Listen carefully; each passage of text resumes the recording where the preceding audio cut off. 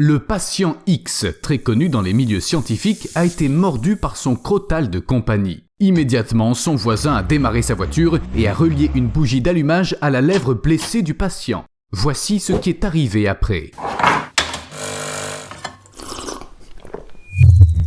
Dans les années 80, des scientifiques ont testé une méthode expérimentale pour sauver les victimes de morsures venimeuses. Des patients qui avaient été attaqués par des serpents, des scorpions ou des fourmis reçurent des décharges de pistolets paralysants. Oui, je me suis dit la même chose que vous. Non seulement ces malheureux ont été mordus, mais en plus on les électrocute.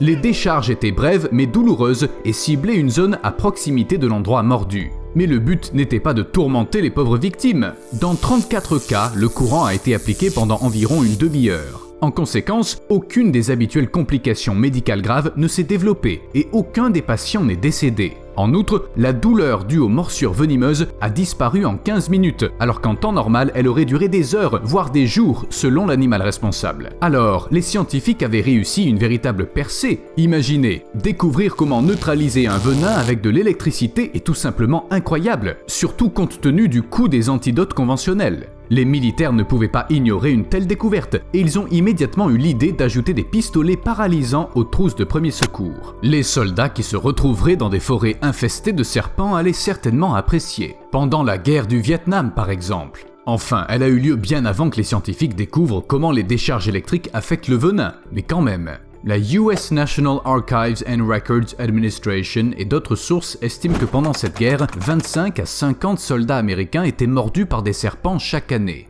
Environ 10 786 soldats américains sont morts de causes non liées au combat, dont 9 107 dans des accidents et 938 de maladies. Combien d'entre eux sont décédés à cause de morsures venimeuses? Qui sait? J'ai pas pu trouver d'informations plus précises, mais il n'est pas surprenant que l'armée se soit tout de suite intéressée à cette découverte révolutionnaire. Malheureusement, il s'est avéré que les pistolets paralysants ne fonctionnaient pas. L'idée que le courant électrique possède un pouvoir de guérison relève de la légende et est assez répandue, notamment en Équateur. Au fil du temps, l'idée qu'une décharge peut sauver d'un venin mortel est parvenue aux oreilles de la communauté scientifique. Dans les médias, des médias pas spécialisés dans la médecine, des articles sur le sujet ont commencé à apparaître, mais en lisant toutes ces publications avec un esprit ouvert, on réalise qu'il n'y a pas de preuves solides.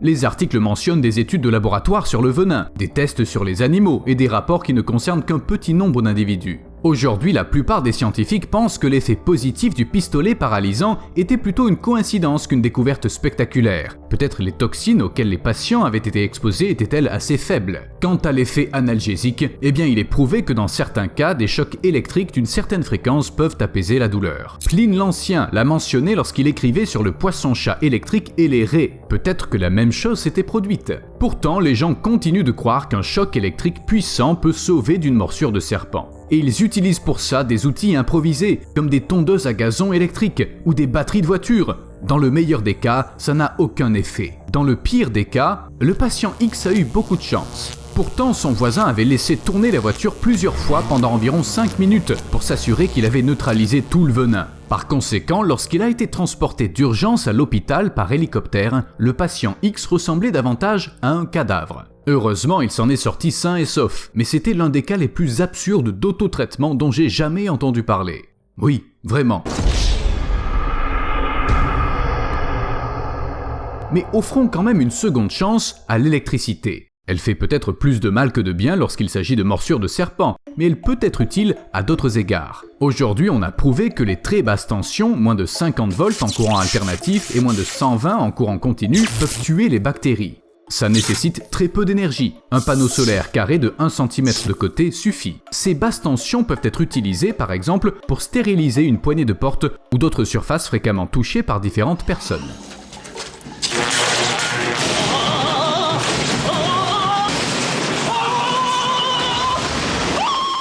Ok, c'est une méthode de désinfection censée être sûre. Une tension ultra basse implique que si la décharge traverse une personne, elle ne sera pas blessée. Enfin, pas gravement. Bien sûr, il faut tenir compte de l'état du cœur et d'autres facteurs, mais le concept en lui-même me semble génial. Attends, juste une seconde.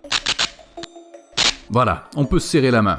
Un autre domaine d'application est la purification de l'eau. Les scientifiques qui ont suggéré d'utiliser le courant pour désinfecter les poignées de porte ont également souligné que les très basses tensions peuvent empêcher la formation de, je cite, biofilms là où l'eau est stockée et nettoyée. En bref, ça permet d'éviter la prolifération d'algues. Mais vous savez quoi? Certaines entreprises utilisaient déjà l'électricité et l'eau pour le nettoyage et la désinfection au début des années 2010. Imaginez une sorte de restaurant. Pour le garder propre, il faut utiliser divers produits chimiques, dont on ne peut pas dire qu'ils soient sûrs à 100%.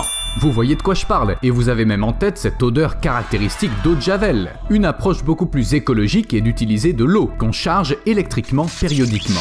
On dirait un publi-reportage pour un produit douteux. Mais ça marche vraiment. Des recherches ont montré que l'eau chargée électriquement agit comme un purificateur.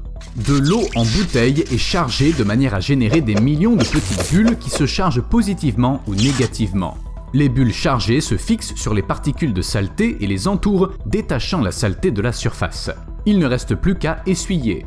Bien sûr, cette méthode de nettoyage a ses inconvénients. Il faut essuyer immédiatement, on ne peut l'utiliser que sur des surfaces lisses, les appareils reviennent chers à moins qu'on ne les utilise en permanence, et enfin l'eau chargée ne vient pas à bout de tous les types d'infections. Mais c'est quand même efficace. Peut-être qu'à l'avenir on sera en mesure de mieux comprendre le sujet. Après tout, l'usage de l'électricité ne s'est généralisé que récemment. Patientons encore un peu. Après tout, nos lointains ancêtres avaient leurs propres moyens de combattre les virus. 8000 ans avant que l'humanité ne découvre les microbes ou les virus, il existait déjà un moyen de les combattre.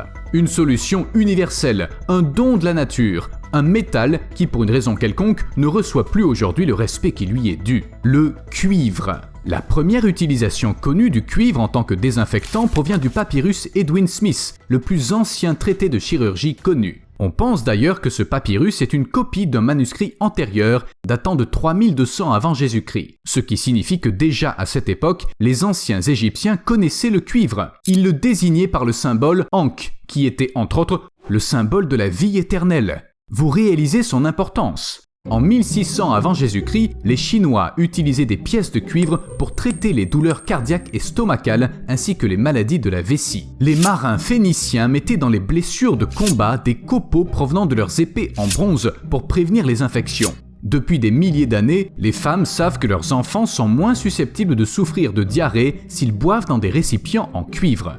Existe-t-il une chose qui n'a pas été traitée à l'aide de cuivre? Docteur, j'ai mal au ventre. Du cuivre. Ça fait 5 jours que j'ai mal à la tête. Oui, du cuivre. Un crocodile m'a arraché la jambe, que dois-je faire? Écoutez, ça vous ferait du bien de prendre du cuivre. Mais comment ça marche? Je veux dire, l'infection n'est pas simplement, effrayée par le fait que les anciens Égyptiens désignaient le cuivre par le symbole de l'Ankh. Les agents pathogènes se disent pas « la vie éternelle ». Non, laisse tomber. Il y a plusieurs explications, mais voici la plus simple. Quand un microbe est en contact avec du cuivre, les ions font exploser l'agent pathogène comme une rafale de roquettes. Rapide et puissant. De plus, les ions recherchent et détruisent l'ADN et l'ARN des bactéries et des virus, empêchant ainsi les mutations qui créent des superbactéries résistantes aux médicaments. Et quel que soit l'âge de l'objet en cuivre, il désinfectera aussi bien que le jour où il a été fabriqué. À propos, des études récentes ont montré que des nanoparticules de cuivre combinées à des extraits de certaines plantes peuvent entre autres être efficaces contre le venin de serpent. Mais pour être honnête, j'ai vu ça dans une seule publication, et je lui fais pas vraiment confiance. Si je trouve quelque chose d'autre sur le sujet, je vous le dirai. En fait, il faut admettre qu'utiliser du cuivre pour tout traiter n'est pas la pire idée qui soit. Les anciens avaient des recettes bien plus étranges. L'une d'elles était la thériaque, un antidote universel qui pouvait soi-disant guérir de n'importe quel empoisonnement. Ça vous paraît fantaisiste et ridicule? Eh bien oui, tout comme la composition de la thériaque.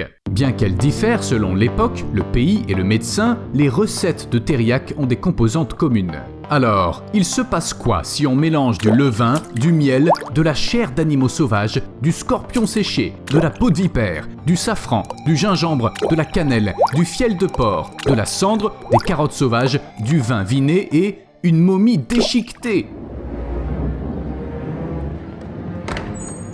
C'est fait exprès. Bien sûr, c'est un résumé de toutes les recettes, mais ça ne la rendait ni meilleure ni pire. On peut y ajouter du persil, des feuilles de laurier et des pétales de rose. La thériaque n'aura de toute façon pas d'effet curatif. Comparé à ça, les copeaux de cuivre utilisés pour couvrir les blessures ne semblent pas être une si mauvaise idée. Bon ok, en fait beaucoup de métaux ont été très utiles en matière de traitement.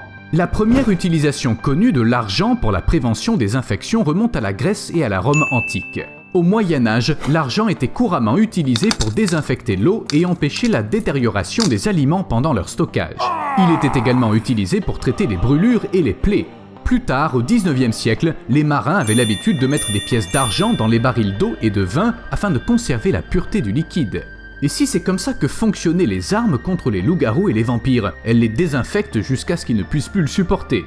Dans ce cas, un antiseptique conviendrait aussi bien. Et l'or. Le métal le plus précieux du passé était utilisé pour traiter les maladies des yeux, du cerveau et du cœur. On croyait même que l'or était efficace contre la lèpre, qu'il aidait à guérir les blessures, qu'il soignait la calvitie. Je serais pas surpris d'apprendre que les médecins de l'Antiquité auraient volontiers traité toutes les maladies existantes avec ce métal précieux, mais ils ne connaissaient tout simplement pas encore certaines d'entre elles. Mais il était impossible de tout traiter avec des métaux sans faire une erreur à un moment donné. Bon, en fait, il y a eu pas mal d'erreurs dans l'histoire de l'humanité. Et de nombreux médicaments se sont avérés mortels à forte dose. Mais le mercure les bat à plate couture. Les Perses et les Grecs de l'Antiquité ajoutaient du mercure à une pommade utile, et les alchimistes chinois du IIe siècle appréciaient le mercure liquide pour sa capacité supposée à augmenter l'espérance de vie et la vitalité. Certains guérisseurs promettaient même qu'en consommant des boissons contenant du mercure, du soufre et de l'arsenic, leurs patients obtiendraient la vie éternelle et la capacité de marcher sur l'eau. Vous savez probablement que c'est complètement absurde, mais je vais quand même clarifier les choses. Ne le faites jamais, en aucun cas. Ne soyez pas comme Qin Shi Huang, un empereur chinois. Il désirait tellement l'immortalité qu'il a avalé des pilules de mercure fabriquées par les médecins et alchimistes de sa cour. Eh bien, que dire ? Ça a eu l'effet contraire. À plus.